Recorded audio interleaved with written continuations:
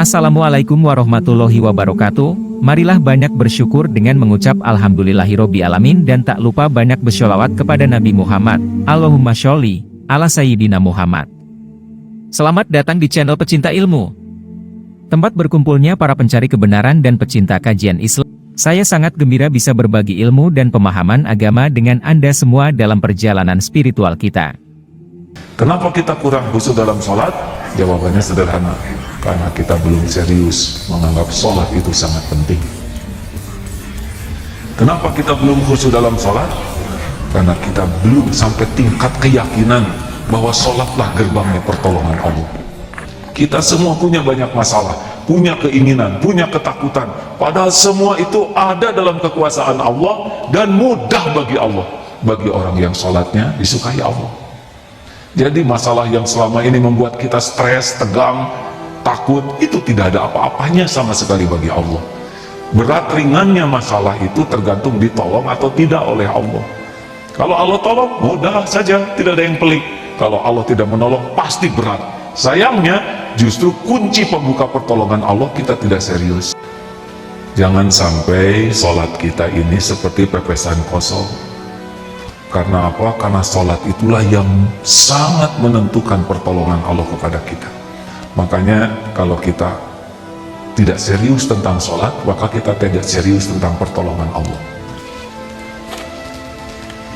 Bismillahirrahmanirrahim. Assalamualaikum warahmatullahi wabarakatuh. Innal hamdalillah nahmaduhu wa nasta'inuhu wa nastaghfiruh wa na'udzu billahi min shururi anfusina wa min sayyiati a'malina may yahdihillahu fala mudilla lahu wa may yudlil fala hadiya lahu. Allahumma shalli wa sallim wa barik ala sayyidina Muhammad wa ala alihi wa ashabihi ajma'in.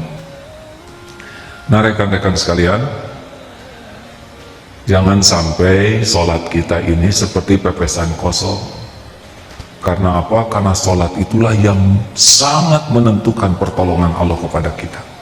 Zikir yang paling lengkap, zikir yang dalam keadaan wudhu, zikir yang menghadap kiblat, zikir yang dimulai takbir, tahmid, tasbih, tahlil, ada syahadat, ada salawat, ada salam, ada fatihah, ada ruku, ada sujud, ada doa di antara dua sujud. Ini ada dalam sholat. Makanya kalau kita tidak serius tentang sholat, maka kita tidak serius tentang pertolongan Allah. Karena inna sholata, wasta'inu bisabri wassalah wa innaha lakabiratun illa 'alal khashiyin. Susah kecuali bagi yang khusyuk. Dan surat Al-Mu'minun 1-2, a'udzubillahi minasyaitonirrajim, qad aflahal mu'minuna alladzina hum fi sholatihim khashiyin. Harusnya kita bukan memikirkan bagaimana saya sholat, tapi bagaimana saya bisa sholat khusyuk sehingga sholat saya diterima Allah. Hadirin, sebetulnya kekhusyuan itu tidak sulit bagi kita. Kita sering khusyuk, tapi bukan dalam sholat. Kita khusyuk kalau kita sangat memerlukan sesuatu. Kita khusyuk ketika kita sangat berharap. Kita khusyuk ketika dalam situasi yang sangat penting. Kita sering kali khusyuk untuk sesuatu yang kita anggap. Kenapa kita kurang khusyuk dalam sholat? Jawabannya sederhana, karena kita belum serius menganggap sholat itu sangat penting. Kenapa kita belum khusyuk dalam sholat?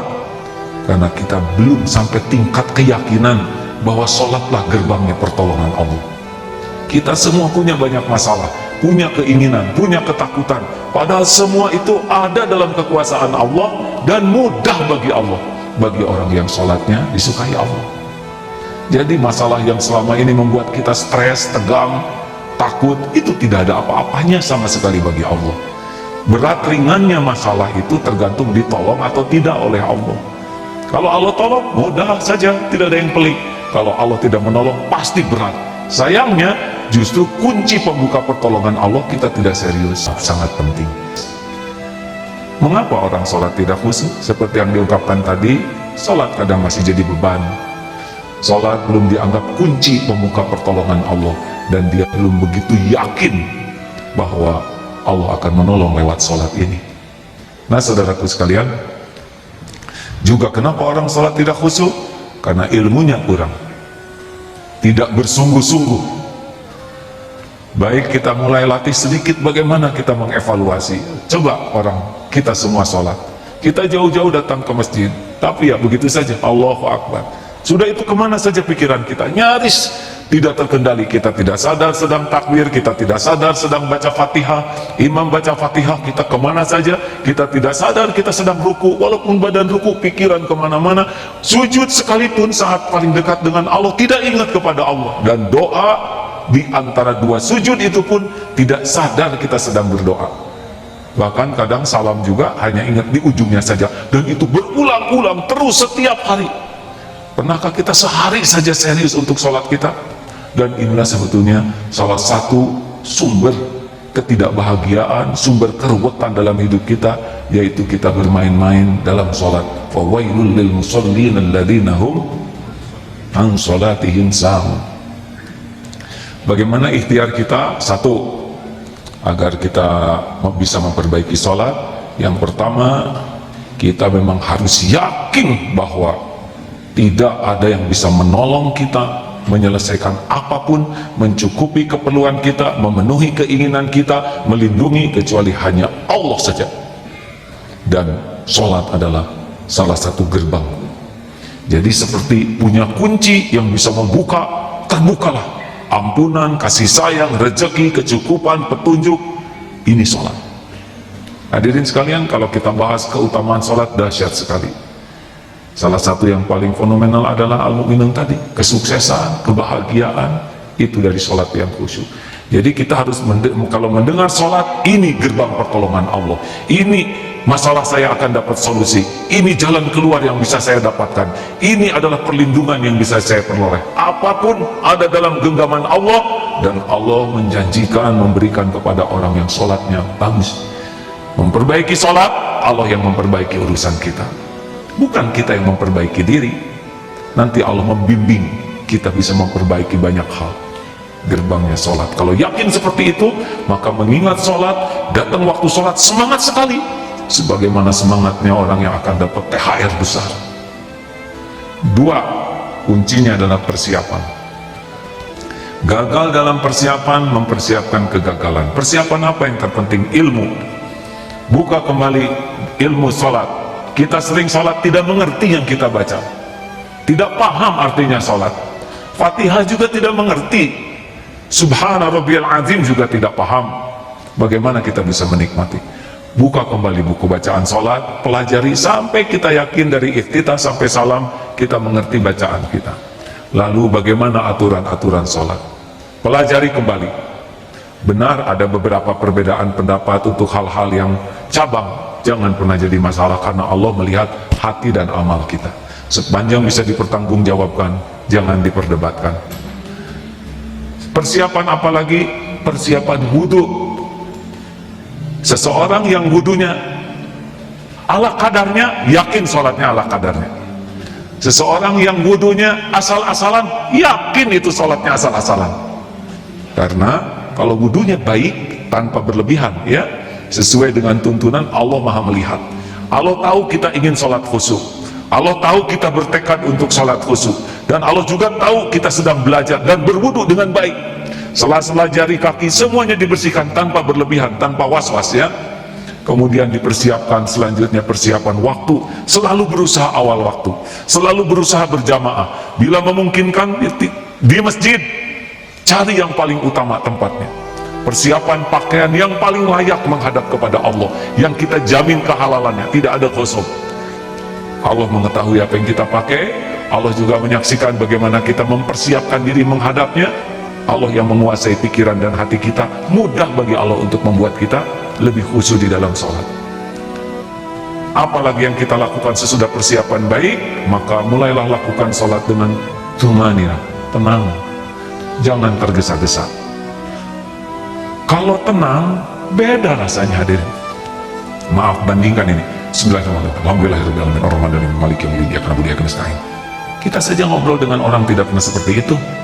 Lebih kiri warhamni wajibni wafani wajibni wahdini wafini wafini Allah subhanahu wa ta'ala Allah barakatuh barakatuh salam. Kita juga tidak pernah meminta ke orang dengan seperti itu. Coba saja saudara ngobrol dengan seperti itu. kita akan menghadap kepada Allah, penguasa langit bumi yang menggenggam segala-galanya, Allah pencipta kita, Allah yang memiliki diri-diri kita, Allah yang selalu mengurus kita setiap saat, Allah yang memberikan karunia, Allah yang menutupi aib, Allah yang tahu keperluan kita, Allah subhanahu wa ta'ala yang menggenggam apapun yang kita perlukan, apapun yang membahayakan kita, semuanya ada dalam kekuasaan Allah sepenuhnya. Allah subhanahu wa ta'ala. Jadi ini luar biasa hadirin. Kita datang kepada orang baik, baik sekali kepada kita, yang selalu memberikan hadiah, yang mau menjaga, yang mau melindungi, dan penuh kasih sayang, yang memberi kepada kita tanpa pamrih. Kita pasti suka datang ke orang itu dan betah untuk dekat dengannya, karena tidak ada kata-kata yang menyakiti, tidak ada perbuatan yang melukai. Betah kita dekat dengan orang yang sangat baik, sangat penyayang, sangat dermawan, sangat melindungi. Itu manusia yang pasti banyak terbatasnya. Allah pemilik segala-galanya. Makanya tingkat keyakinan seseorang kepada Allah itulah diantara yang menentukan tingkat kehusuan. Makin kurang yakin, ya makin biasa saja. Makin yakin, makin serius salatnya. Jadi kalau ingin tahu tingkat keimanan seseorang, lihat saja diantaranya dalam salatnya. Lalu apalagi? Lakukan dengan tenang. Allahu Akbar. Kalau tenang, beda rasanya. Usahakan setiap bacaan, setiap gerakan hadir diri kita. Jadi jangan sampai nyeplos. Seperti membuka brankas tuh, ceklek, takbirnya dapat, basmalahnya dapat, hamdalahnya dapat, terus setiap ucapan tuh hadir. Nah, maka tingkatan selanjutnya adalah tadabbur. Usahakan sambil kita membaca, sambil hadir hati kita memahami. Bismillahirrahmanirrahim. Dengan menyebut nama bersamaan itu ya, wahai yang maha pengasih, maha penyayang, alhamdulillahi rabbil alamin, segala puji bagimu Rabb semesta alam. Kalau kita paham itu Fatihah saja sudah ada kenikmatan tersendiri, karena setiap bacaan kita dijawab oleh Allah. Demikianlah dalam keterangan Rasulullah SAW, alhamdulillahi rabbil alamin, hambaku memujiku. Ar-Rahmanir-Rahim, hambaku memuliakanku. Maliki yaumiddin, hambaku mengagungkanku. Iyyaka na'budu wa iyyaka nasta'in. Ini antara aku dan hambaku. Allah menjanjikan akan mengabulkan. Ihdinas siratal mustaqim. Allah berikan apa yang diminta. Bayangkan, kita minta petunjuk kepada Allah. Petunjuk seperti orang-orang yang diberi nikmat oleh Allah, para nabiin, siddiqin, syuhada, solihin, orang-orang yang diberi nikmat, bukan orang-orang yang dimurkai Allah dan bukan orang yang sesat. Itu saja ya, ketika Fatihah saja kalau hadir hati kita dan yakin Allah sedang mendengarkan, Allah sedang mengamati kita, menyaksikan, memperhatikan kita, sambil kita baca tumanina, sambil kita pahami artinya, sambil kita yakini bahwa Allah subhanahu wa ta'ala sedang memperhatikan kita dengan sangat spesial. Rasakan hadirin, rukunya juga, ini sekujur tubuh sedang ruku, tidak hanya badan tapi otot, daging, sendi-sendi, semuanya sel-sel merunduk kepada Allah.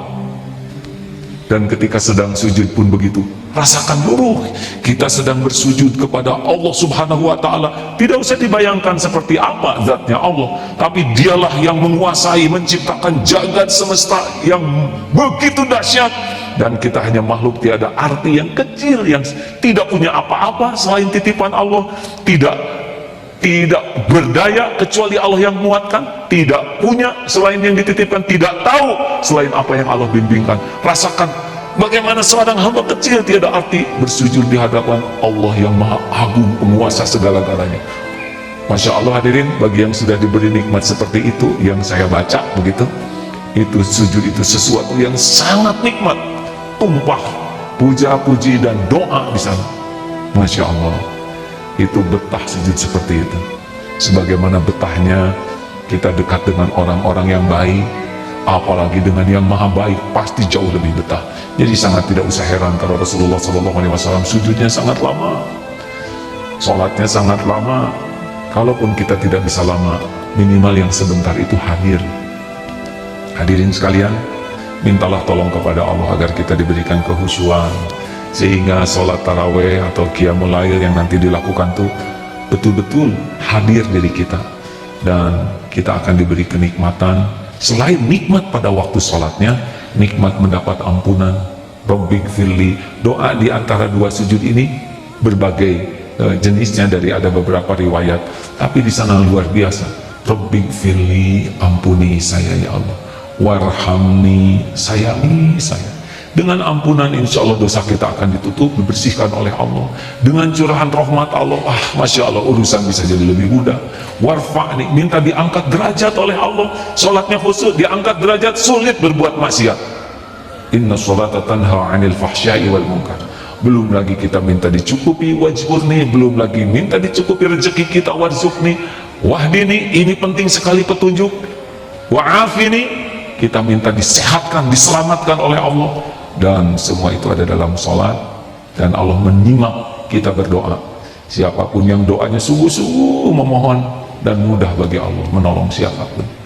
Jadi masalah terbesar dalam hidup kita, kita bermain-main dengan sholat, meremehkan kualitas sholat, atau kita tidak serius menggapai pertolongan Allah lewat sholat. Allahumma salli ala Muhammadin wa ala alihi wa ashabihi ajma'in. Ya Allah, taqabbal minna qiyamana wa siyamana, taqabbal minna ya Allah, innaka antas sami'ul alim. Terimalah salat-salat kami ya Allah.